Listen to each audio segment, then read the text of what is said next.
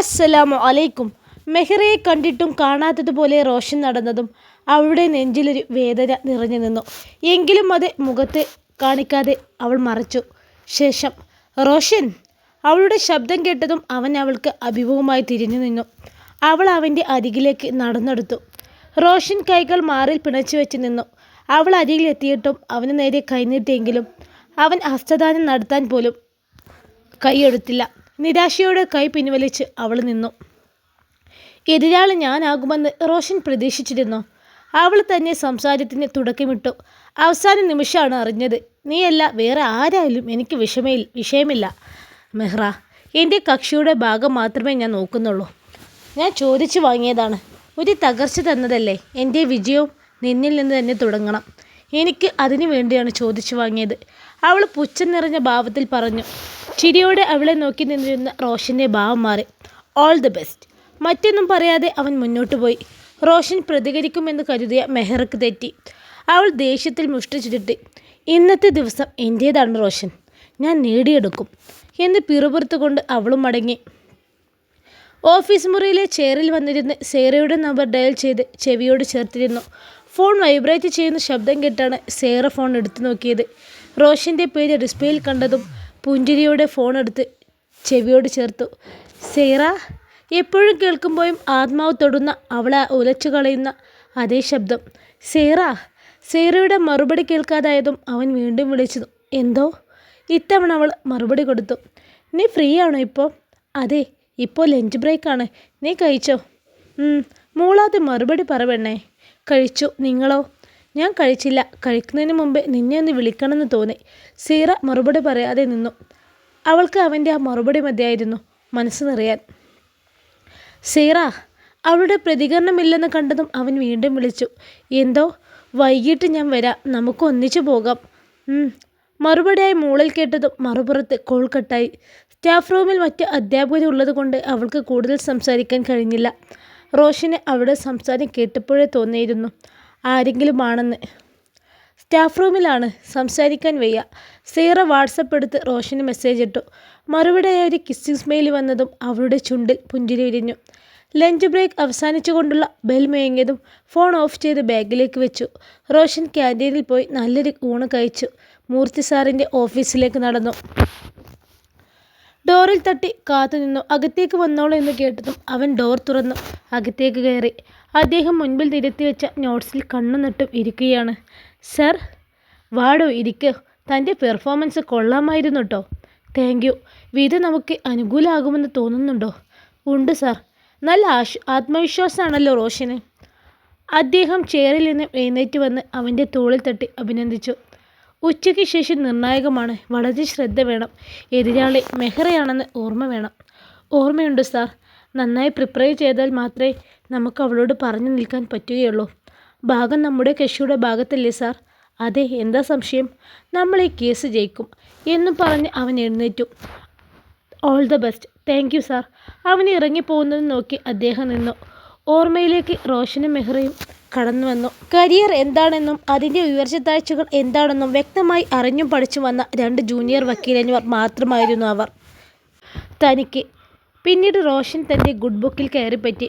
പക്ഷെ മെഹ്റ അത്ര മിടുക്ക് കാണിച്ചില്ല.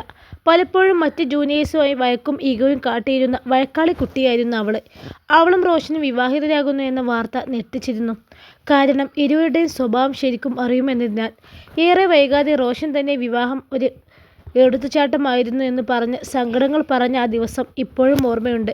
പിന്നീട് ഡൈവേഴ്സ്, പുനർവിവാഹം, അങ്ങനെ റോഷൻ്റെ ജീവിതത്തിലെ പ്രധാനപ്പെട്ട എല്ലാ കാര്യങ്ങളും തൊട്ടടുത്ത് നിന്നറിഞ്ഞ ഒരാൾ എന്ന നിലയിൽ അവൻ ഈ കേസിൽ നിഷ്പ്രയാസം ജയിക്കുമെന്ന് അദ്ദേഹത്തിന് അറിയാം. അവൻ്റെ ആത്മവിശ്വാസം ഓർത്തതും ചുണ്ടിലൊരു പുഞ്ചിരി വിരിഞ്ഞു. ഉച്ചയ്ക്ക് ശേഷം കോടതി വീണ്ടും കൂടി. വാദപ്രതിവാദങ്ങൾക്ക് ശേഷം ജഡ്ജി വിധി പറഞ്ഞു. റോഷൻ്റെ കക്ഷിക്ക് അനുകൂലമായ വിധി. മെഹ്റ തികട്ടി വന്ന സങ്കടവും ദേഷ്യവും സമർത്ഥമായി മറച്ചു പിടിച്ച് റോഷൻ്റെ അരികിലേക്ക് ചെന്നു. ചുറ്റുമുള്ള ആളുകൾ അഭിനന്ദനം കൊണ്ട് മൂടുമ്പോഴും അവൻ്റെ കണ്ണുകൾ മെഹ്റയെ പഠിക്കുകയായിരുന്നു. അവൾ അങ്ങനെ തോൽവി സമ്മതിക്കില്ലെന്നറിയാം. പ്രതീക്ഷിച്ചതുപോലെ അവൾ അടുത്തേക്ക് വരുന്നതും കണ്ടതും അവൻ ചുറ്റുമുള്ളവരുടെ കൂട്ടത്തിൽ നിന്നും പുറത്തേക്ക് നടന്നു. കൺഗ്രാറ്റ്സ്.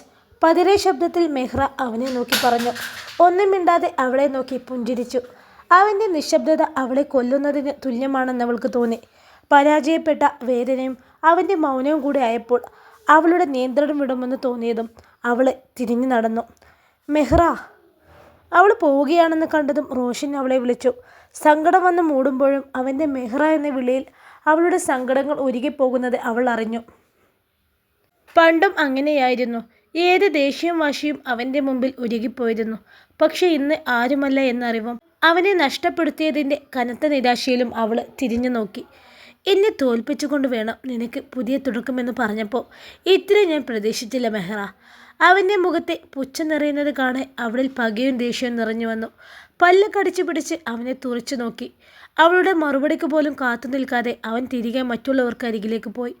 സകലത നശിപ്പിക്കാനുള്ള മനസ്സോടെ അവൾ കോടതിക്ക് പുറത്തേക്ക് നടന്നു. പാർക്കിങ്ങിൽ പോയി കാറിലേക്ക് കയറിയിരുന്നു. സ്റ്റിയറിങ്ങിൽ അടിച്ചുകൊണ്ടിരുന്നു. ദേഷ്യം മാറാതെ കയ്യിലിരുന്ന കോട്ടും പേപ്പറും എല്ലാം പിറകിലെ സീറ്റിലേക്ക് വലിച്ചെറിഞ്ഞു. I will show you who I am. പല്ല് കടിച്ചു പിടിച്ച് അവൾ പിറുപിറുത്തു. സൈറ റോഷനെയും പ്രതീക്ഷിച്ച് വരാന്തയിൽ നിൽക്കുമ്പോൾ അവളെയും അന്വേഷിച്ച് ഹൃദു വന്നു. ഹൃദുവിനെ കണ്ടതും അവളെ ചേർത്ത് പിടിച്ചു. സൈറയുടെ ചേർത്ത് പിടിക്കലിൽ അമ്മയെ ഓർമ്മ വരും ഹൃദുവിന്. സങ്കടം വരുമെങ്കിലും പഴയ പോലെ മുഖത്തേക്ക് പ്രതിഫലിക്കാതിരിക്കാൻ അവൾക്കറിയാം. അച്ഛൻ വന്നില്ലേ ഹൃദു? അവളുടെ താടിയിൽ പിടിച്ചുയർത്തി ചോദിച്ചു. ഇല്ല, വരാനാകുന്നതേയുള്ളൂ. പറഞ്ഞു തീർന്നില്ലല്ലോ, ഇതാ അച്ഛൻ വരുന്നുണ്ടല്ലോ. ഗൗതമിൻ്റെ കാറിന് നേരെ നോക്കിക്കൊണ്ട് സൈറ പറഞ്ഞു. ഹൃദുവും സൈറയും ചേർന്ന് നിൽക്കുന്നതും കണ്ടതും അവൻ്റെ ഉള്ളിലൊരു വേദന നിന്നു. തൊട്ടടുത്ത നിമിഷം റോഷൻ്റെ മുഖം ഓർമ്മ വന്നതും കുറ്റബോധത്തോടെ തല വെട്ടിച്ചു. അച്ഛയെ കണ്ടതും സൈറയിൽ നിന്ന് അകന്ന് ഹൃദു മുറ്റത്തേക്ക് ഇറങ്ങി വന്നു. രണ്ടുപേരും വീട്ടിലേക്കൊന്നും വന്നില്ലല്ലോ? ഗ്ലാസ് താഴ്ത്തി സൈറയെ നോക്കി ചോദിച്ചു. ഓരോ തിരക്കുകളായിരുന്നു, അടുത്തൊരു ദിവസം തന്നെ അങ്ങോട്ട് ഇറങ്ങാം. സൈറ മറുപടി പറഞ്ഞു കഴിഞ്ഞതും ഡോർ തുറന്ന് ഹൃദു കാറിലേക്ക് കയറി. ഗൗതം വണ്ടിയെടുത്തു. വിവാഹത്തിന് മുമ്പ് കണ്ട സൈറയല്ല ഇപ്പോഴെന്ന് ഗൗതമിന് തോന്നി. നിരാശ പൂണ്ടമിഴിക്കണം, എപ്പോഴും വിഷാദം നിറഞ്ഞു നിൽക്കുന്ന ഭാവവും മാത്രമുള്ള സൈറയ്ക്ക് പകരം ഇന്ന് കണ്ടത് ആത്മവിശ്വാസം നിറഞ്ഞ കണ്ണുകളും പ്രസരിപ്പ് നിറഞ്ഞ മുഖവുമുള്ള സൈറയാണ്. വേദനയുണ്ടെങ്കിലും അവൾ സന്തോഷമായിരിക്കട്ടെ എക്കാലവും എന്നൊരു പ്രാർത്ഥന ഗൗതമിൻ്റെ ഉള്ളിൽ നിറഞ്ഞു നിന്നു. പിന്നെയും ഏറെ നേരം കഴിഞ്ഞാണ് റോഷൻ എത്തിയത്. വൈകിയത് കൊണ്ട് നേരിയ പരിഭവത്തോടെയാണ് അവൾ കാറിലേക്ക് കയറിയത്. എന്താ, എൻ്റെ പ്രിയതമയുടെ മുഖത്തൊരു സന്തോഷമില്ലല്ലോ? അവളുടെ കവിളിൽ തൊട്ട് ചോദിച്ചു. എത്ര നേരമായി ഞാൻ കാത്തിരിക്കുന്നു. ഓഫീസിൽ നിന്ന് ഇറങ്ങാൻ കുറച്ച് വൈകിപ്പോയടാ. സോറി. എനിക്ക് വേണ്ട നിങ്ങളുടെ സോറി. അവൾ കെറുവെച്ച് പറഞ്ഞുകൊണ്ട് അവൾ പുറത്തേക്ക് നോക്കിയിരുന്നു. രാവിലെ തന്നതുപോലെ ഒന്ന് തന്നാലോ? അവളുടെ കൈ പിടിച്ച് ചോദിച്ചു. എനിക്ക് വേണ്ട. വേണ്ടേ? വേണ്ട. അവളുടെ ശബ്ദം പതിഞ്ഞു. എങ്കിലേ നിന്റെ പിണക്കം മാറ്റിയിട്ടേ നമ്മൾ പോകുന്നുള്ളൂ. അവൻ കൺകോണിലൂടെ അവളെ ശ്രദ്ധിച്ചുകൊണ്ട് കാർ മുന്നോട്ടെടുത്തു. നമുക്ക് പോകാം വക്കീലേ. അവൻ്റെ കൈ പിടിച്ച് അവൾ പറഞ്ഞു. വക്കീലേ എന്നുള്ള അവളുടെ വിളിയിൽ അവൻ്റെ ഉള്ളം തണുത്തു. ചിരിയോടെ ഇടത് കൈ അവളുടെ വലത് കൈയിൽ കുരുത്തുകൊണ്ട് വണ്ടിയെടുത്തു. ഇന്നത്തെ കേസ് എന്തായി? അവൻ്റെ മുഖത്തേക്ക് നോക്കാതെയാണ് അവൾ ചോദിച്ചത്. അവൻ മറുപടിയൊന്നും പറയാതെ അവളുടെ കയ്യിൽ നിന്ന് കൈ വേർപ്പെടുത്തി ഡ്രൈവിങ്ങിൽ ശ്രദ്ധിച്ചു. കേസിൽ പരാജയപ്പെട്ടു കാണും, അതാണ് മറുപടി പറയാത്തത് എന്ന് കരുതി അവളും ഒന്നും മിണ്ടാതെ സീറ്റിലേക്ക് ചാരിയിരുന്ന് പുറത്തെ കാഴ്ചകളിൽ കണ്ണു നട്ടിരുന്നു. സൈറയുടെ ഇരിപ്പും ഭാവവും കണ്ട് ചിരി വന്നെങ്കിലും പിടിച്ചു നിർത്തി അവൻ ഡ്രൈവിങ്ങിൽ ശ്രദ്ധ കൊടുത്തു. അതേസമയം തൻ്റെ ചോദ്യം കാരണം റോഷൻ വേദനിച്ചോ എന്നുള്ള ആലോചനയിൽ അവളുടെ ഉള്ളം നീറി. സൈറ കണ്ണുകൾ അടച്ച് സീറ്റിൽ ചാരിയിരുന്നു. AC-യുടെ തണുപ്പും ക്ഷീണവും കാരണം കണ്ണുകളിൽ ഉറക്കം വന്നത് അവൾ പോലും അറിഞ്ഞില്ല. റോഷൻ അവളെ ഉണർത്താനും പോയില്ല. റോഷൻ കാർ പാർക്കിംഗ് ഏരിയയിൽ പാർക്ക് ചെയ്ത ശേഷം സൈറയെ തട്ടി വിളിച്ചു. പാതി ഉറക്കത്തിൽ നിന്ന് കണ്ണ് തുറന്നത് കൊണ്ട് പെട്ടെന്ന് എവിടെയാണെന്ന് മനസ്സിലാക്കാൻ അവൾക്ക് സാധിച്ചില്ല. റോഷൻ അവളുടെ ഭാഗത്തെ ഡോർ തുറന്നു പിടിച്ച് കൈ നീട്ടി. അവൾ അവനെ ഒന്ന് നോക്കിയ ശേഷം കൈ പിടിച്ച് പുറത്തേക്കിറങ്ങി.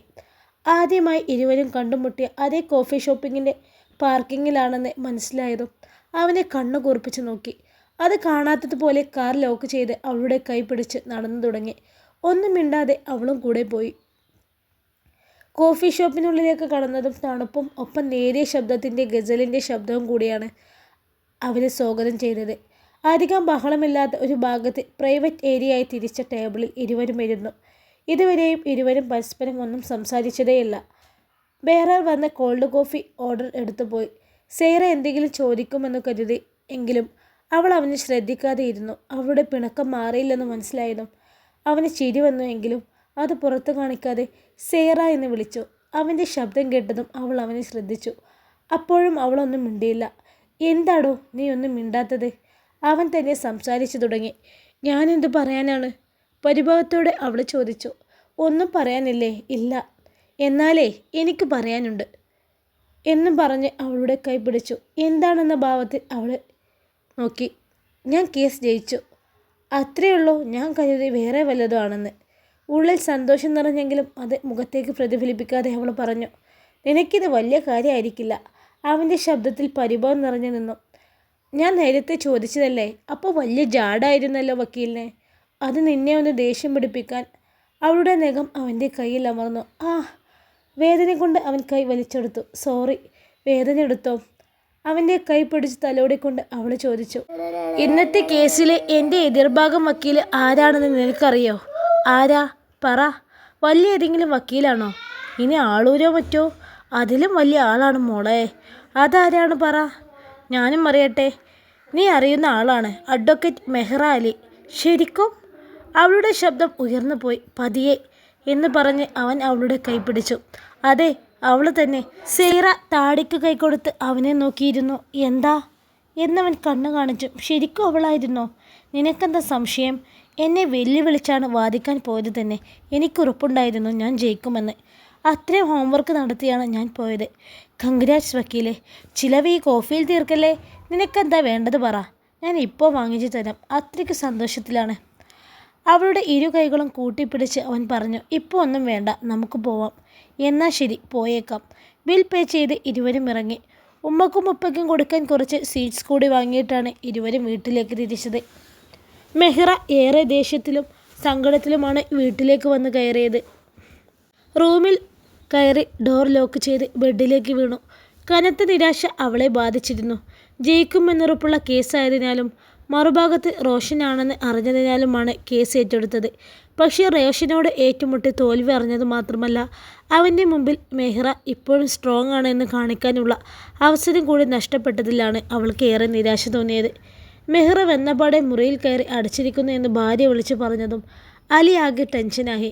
മെഹ്റയെ ഫോണിൽ വിളിച്ചെങ്കിലും ഫോൺ എടുത്തില്ല.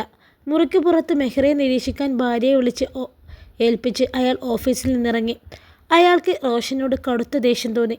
അവൻ്റേതായ എല്ലാ സന്തോഷവും ഇല്ലാതാക്കണമെന്ന തീരുമാനം പോലും ആ നിമിഷം അയാൾക്കുള്ളിൽ നിറഞ്ഞു. ദിവസങ്ങൾ ആരെയും കാത്തു നിൽക്കാതെ അതിവേഗം കഴിഞ്ഞു പോയിക്കൊണ്ടിരുന്നു. ഒരാഴ്ച പെട്ടെന്ന് കഴിഞ്ഞു. സേറയും റോഷനും ഇനി അടുക്കാനിടയില്ലാത്തവണ്ണം മാനസികമായി അടുത്തു കഴിഞ്ഞു.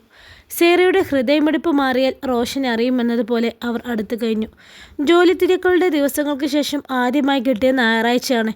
എന്നും അതിരാവിലെ ഉണരുന്ന സേറ അന്ന് ഉണർന്നില്ല. തണുപ്പിൽ റോഷൻ്റെ നെഞ്ചിലെ ചൂടിൽ നന്നായി ഉറങ്ങി. കണ്ണു തുറക്കുമ്പോൾ നെഞ്ചിൽ തല വെച്ചുറങ്ങുന്ന സേറയുടെ മുഖമാണ് കാണുന്നത്. പതിയെ അവളെ നെഞ്ചിൽ നിന്ന് മാറ്റി ബെഡിലേക്ക് കിടത്തിയ ശേഷം അവൻ ഫ്രഷ് ആകാൻ പോയി. സേറ നല്ല ഉറക്കമാണ്. റോഷൻ്റെ കുളി കഴിഞ്ഞ് ഇറങ്ങിയിട്ടും അവൾ അറിഞ്ഞിട്ടില്ല. അവളെ ഉണർത്താതെ അവൻ ഡ്രസ്സ് മാറി താഴേക്ക് പോയി. സേറ ഉണക്കം ഉണർന്നതും റോഷൻ അടുത്തില്ലെന്നറിഞ്ഞ് വേഗം എഴുന്നേറ്റിരുന്ന് ചുറ്റും നോക്കി.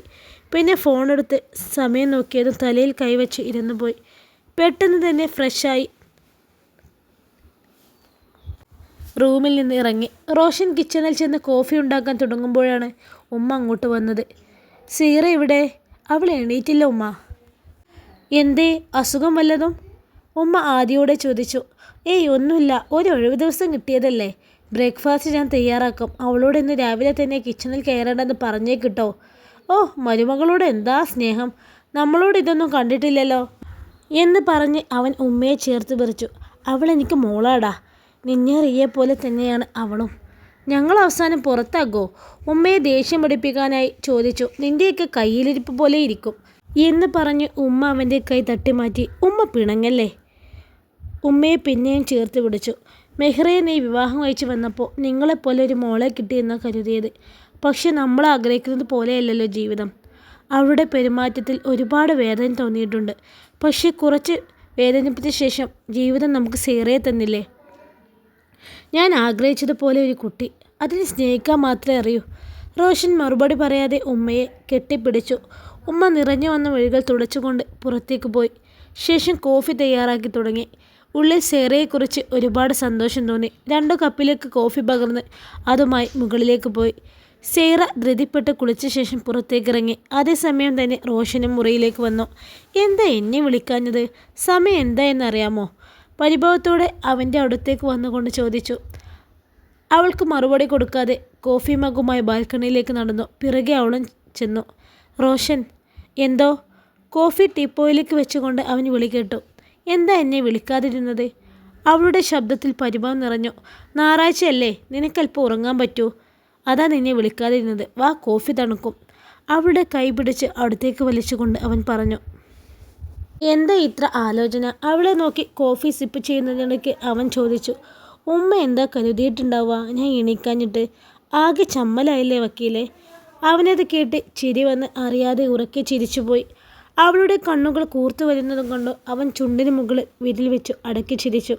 പിന്നെ ഒന്നും സംഭവിക്കാത്തതുപോലെ കോഫി കുടിച്ചു. സേറ എഴുന്നേറ്റ് റൂമിലേക്ക് നടന്നു. എന്താ എൻ്റെ ഭാര്യയ്ക്കൊരു പരിഭവം? അവളുടെ ചുമലിൽ മുഖം ചേർത്തുകൊണ്ട് അവൻ ചോദിച്ചു. എന്നെ കളിയാക്കിയില്ലേ? എപ്പോ? ഞാനൊന്നും പറഞ്ഞില്ലല്ലോ. എന്നെ രാവിലെ വിളിക്കാൻ മറന്നതല്ല. എല്ലാ ദിവസവും നേരത്തെ എഴുന്നേറ്റ് ഓടുന്നതല്ലേ. ഇന്നല്പം ഉറങ്ങിക്കോട്ടെ എന്ന് കരുതി. ഉമ്മയും അത് തന്നെ പറഞ്ഞു. അതാലോചിച്ച് ടെൻഷനാകണ്ട. അവൻ്റെ മറുപടിയിൽ അവൾ സന്തോഷിച്ചുവെങ്കിലും അത് പുറത്തു കാണിക്കാതെ ഇങ്ങനെ ചോദിച്ചു. നേരത്തെ ചിരിച്ചില്ലേ? അതാണോ ഈ പിണക്കത്തിൻ്റെ കാരണം? അത് ഞാൻ മാറ്റിത്തരാം എന്ന് പറഞ്ഞ് അവളെ ബെഡിലേക്ക് കൊണ്ടുപോയി കിടത്തി. വക്കീലെ വേണ്ട, വിട്. നമുക്ക് വീട് വരെ ഒന്ന് പോയാലോ? പോകാം. അതിനാണോ ഇത്? കണ്ണു തുറക്കാതെ തന്നെ അവൻ മറുപടി പറഞ്ഞു. ഞാൻ ഉമ്മയെ ഒന്ന് വിളിച്ചു പറയട്ടെ? അതിൻ്റെ ആവശ്യമില്ലടാ. വിളിച്ചു പറഞ്ഞ് അവരെ ബുദ്ധിമുട്ടിക്കണ്ട. ആദ്യം നമുക്ക് വീട്ടിൽ പോകാം, പിന്നെ ഗൗതമിനെയും കാണാൻ പോകണം, പിന്നെ ഒന്ന് കറങ്ങി വരാം. ഇന്ന് വേറെ വല്ല പ്ലാനും നിനക്കുണ്ടോ? ഇല്ലെങ്കിൽ അതുപോലെ അങ്ങ് പോവാം. എന്തേ? എനിക്കൊരു പ്ലാനുമില്ല. എന്നാൽ ബ്രേക്ക്ഫാസ്റ്റ് കഴിച്ച് നമുക്കിറങ്ങാം എന്നും പറഞ്ഞ് അവൻ വീണ്ടും. അല്ല, നമുക്ക് ബ്രേക്ക്ഫാസ്റ്റ് കഴിക്കണ്ടേ? ഞാൻ നിന്നെ ഒന്നും ചെയ്യില്ല, പേടിക്കണ്ട. സേറ, ഞാൻ താഴേക്ക് പോട്ടെ? ഒരു കാര്യം പറയാനുണ്ട്. എന്താ കാര്യം? ഞാൻ ഒരു കാര്യം ചോദിച്ചാൽ നീ സത്യസന്ധമായിട്ട് ഉത്തരം പറയണം. പറയോ? പറയാം. നിൻ്റെ മനസ്സ് ഇപ്പോഴും പഴയ ഓർമ്മകളിൽ പെട്ട് കിടക്കുകയാണോ? മറുപടി പറയാനാകാതെ അവൾ തല താഴ്ത്തിയിരുന്നു. കണ്ണു നിറഞ്ഞു വരുന്നുണ്ട്. എല്ലാം മറന്നു തുടങ്ങിയിരിക്കുന്നു. അല്ലെങ്കിൽ ഓർക്കാൻ സമയമില്ല. ഇല്ലെങ്കിൽ ഈ ചോദ്യം കേൾക്കുമ്പോൾ ഉത്തരം പറയാനാകാതെ ഒരു വേദന വന്ന് നിറയാറുണ്ട്. അവളുടെ തല താഴ്ന്നതും കണ്ണു നിറയുന്നത് കണ്ടതും റോഷന് അവളോട് ഒന്നും ചോദിക്കേണ്ടിയിരുന്നില്ല എന്ന് തോന്നി. അവളെ ചേർത്ത് പിടിച്ച് ആശ്വസിപ്പിക്കാനായി ചുമലിൽ പതിയെ തട്ടി. സേറ നിറഞ്ഞ കണ്ണുകൾ ഉയർത്തി അവനെ നോക്കി. നിന്നെ ഞാൻ വിഷമിപ്പിച്ചോ? ഇല്ല, ഒരിക്കലും മറക്കില്ല എന്ന് കരുതിയതൊക്കെ എത്ര വേഗമാണ് നീ എന്നിൽ നിന്ന് എടുത്തു കളഞ്ഞത്. വലുത് കൈ നീട്ടി അവൻ്റെ കവിളിൽ തൊട്ടുകൊണ്ട് പറഞ്ഞു. സേറ ഇനിയും വൈകണോ? മറുപടി ഇല്ലാതെ അവൾ വീണ്ടും തല താഴ്ത്തി. സേറ എന്നെ നോക്കി, എൻ്റെ കണ്ണിൽ നോക്കി പറ, ഇനിയും വൈകണോ? കണ്ണു തുടച്ചുകൊണ്ട് അവനെ നോക്കി പതിയെ പറഞ്ഞു. എനിക്കറിയില്ല. നിൻ്റെ സമ്മതമില്ലാതെ എനിക്കൊന്നും വേണ്ട. വക്കീലെ. എന്തോ? എനിക്കറിയില്ല എന്താ പറയേണ്ടതെന്ന്. ഞാൻ ഒരുപാട് ബുദ്ധിമുട്ടിക്കുന്നുണ്ടല്ലേ? സേറ. റോഷൻ്റെ ശബ്ദം ഉയർന്ന് അവന് ദേഷ്യം വന്നവൾക്ക് മനസ്സിലായി. എഴുന്നേറ്റ് നിന്ന് അവൻ്റെ മുഖം കയ്യിലെടുത്ത് പിടിച്ചു. ദേഷ്യപ്പെടല്ലേ എന്ന് പറഞ്ഞ് അവൻ്റെ കണ്ണിലും നെറ്റിയിലും ഉൾപ്പെടെ ചുംബനങ്ങൾ കൊണ്ട് പൊതിഞ്ഞു. താങ്ക്സ്, എനിക്കിതൊക്കെ മതി. നീയാണ് എനിക്ക് പ്രധാനം, നിൻ്റെ സമാധാനവും. മെഹിറ ഉണക്കമുണർന്നിട്ടും ബെഡിൽ നിന്നും എഴുന്നേൽക്കാതെ കിടന്നു. എത്ര വേഗമാണ് കാലത്തിന്. ജോലിക്ക് പോകുന്നതും വരുന്നതുമല്ലാതെ മറ്റൊരു സന്തോഷവും സമാധാനവും ഈയിടെയില്ല. എല്ലാത്തിനോടും ഒരു നിസ്സംഗതയാണ്. ഇഷ്ടമുള്ള എല്ലാ കാര്യങ്ങളോടും അതുണ്ട്. തൻ്റെ മാറ്റം മാതാപിതാക്കളെ വിഷമിക്കുന്നത് അവൾക്കറിയാം. പക്ഷേ ഈ നിസ്സംഗതയെ അവളെ ഇഷ്ടപ്പെട്ടു തുടങ്ങി. റോഷനെ കാണുമ്പോഴെല്ലാം മനസ്സ് കൈവിട്ട പട്ടം പോലെ അടുത്തേക്ക് ചെല്ലാൻ കരുതും. തൊട്ടടുത്ത നിമിഷം അവൻ തനിക്ക് ആരുമില്ല എന്ന കാര്യം ഓർമ്മ വരും. ഇടയ്ക്ക് തോന്നും ഉറങ്ങാനായി കഴിക്കുന്ന ടാബ്ലറ്റ് മുഴുവനും കിടന്നാലോ എന്ന്. ഡ്രൈവ് ചെയ്യുമ്പോൾ എതിരെ വരുന്ന വാഹനത്തിലേക്ക് ഇടിച്ചു കയറാൻ തുടങ്ങും. അങ്ങനെ അവളെ വിഷാദം ഗ്രസിച്ചു തുടങ്ങി. ആരും അറിഞ്ഞില്ല. ഇൻഷാ അല്ലാഹ് ഈ കഥയുടെ ബാക്കി ഭാഗവുമായി നാളെ കാണാം. അസ്സലാമു അലൈക്കും. നിങ്ങളുടെ അഭിപ്രായം എന്താണെങ്കിലും നിങ്ങൾ കമൻറ്റ് ചെയ്യണേ.